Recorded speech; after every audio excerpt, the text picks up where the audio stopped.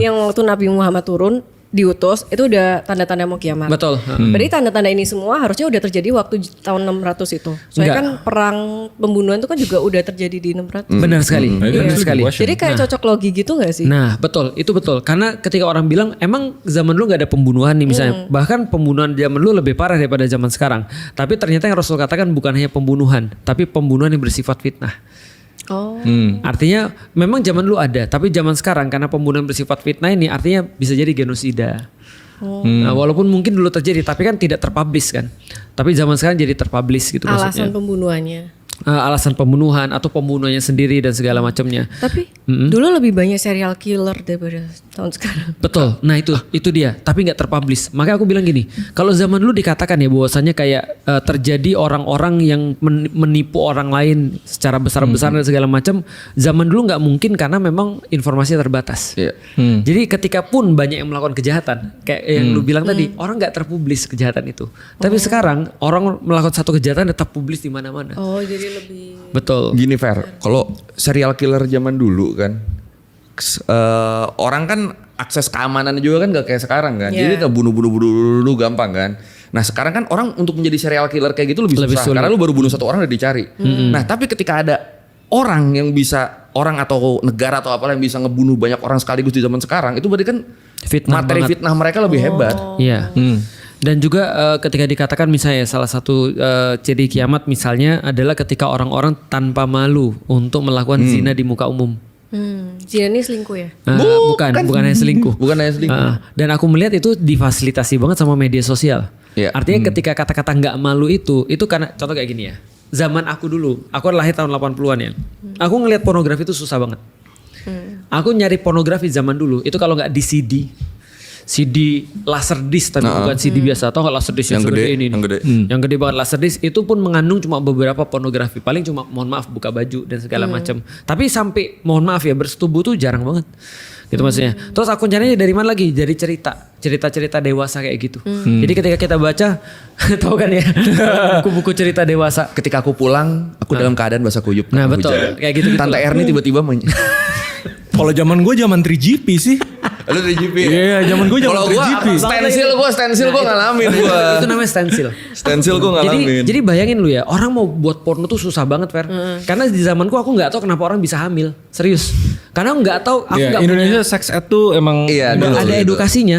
Bahkan ya di zaman dulu, lu tau nggak orang-orang menyebut buku porno tuh seperti apa? Buku porno adalah ketika pelajaran biologi terus ada kelamin Oh iya lagi. Iya. Iya lagi gue pas sekolah. kelamin perempuan. Nah sekarang itu ya orang-orang kayak berzina tuh kayak free aja gitu maksudnya.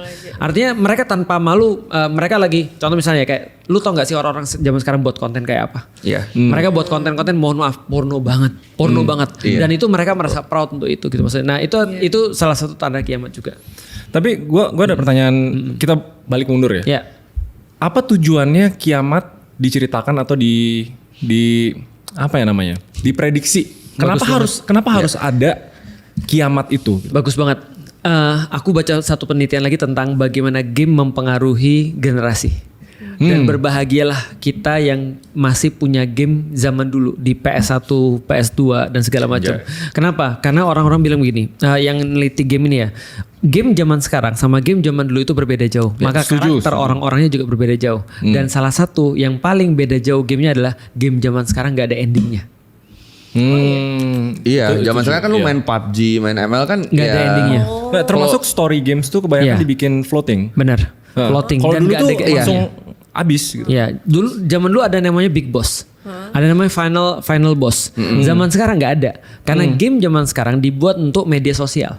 Untuk orang berinteraksi satu sama lain. Orang main Roblox itu bukan nyari ujungnya. iya, nyari pertemanan. Nyari pertemanannya. Nah game zaman dulu beda. Game zaman dulu adalah bagian daripada entertainment. Dan kita kalau misalnya kita nggak bareng-bareng sama orang, kita nggak bisa main. Zaman sekarang kita sendiri bisa main loh. Maksudnya sendiri di rumah bisa gabung jadi satu ini. Nah memiliki ending ini penting banget.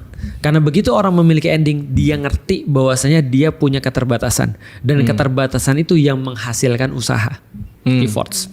Cuma balik lagi ke pertanyaan fundamentalnya ya. Berarti kan Allah menciptakan semua ini.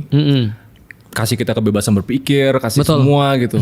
Tapi dia dari awal tahu ada endingnya. Betul. Menciptakan untuk musnahkan, analoginya kayak gitu kan. Bahkan itu termasuk salah satu keimanan kan, iman pada hari akhir. Itu ada. Rukun iman kan terakhir iman kepada hari kiamat. Iya, artinya kalau ada orang misalnya ya, ketika dia berpikir tentang hari kiamat, itu harusnya membuat dia untuk dalam tanda kutip memiliki keterbatasan dan mau untuk berpikir. Aku kemarin gini, aku mikir ya, apa sih yang membuat orang punya insentif untuk melakukan sesuatu? Salah satu insentif paling besar dalam bisnis ya, waktu itu kita juga pelajari kan, ada time limit. Iya. Ya kan ya.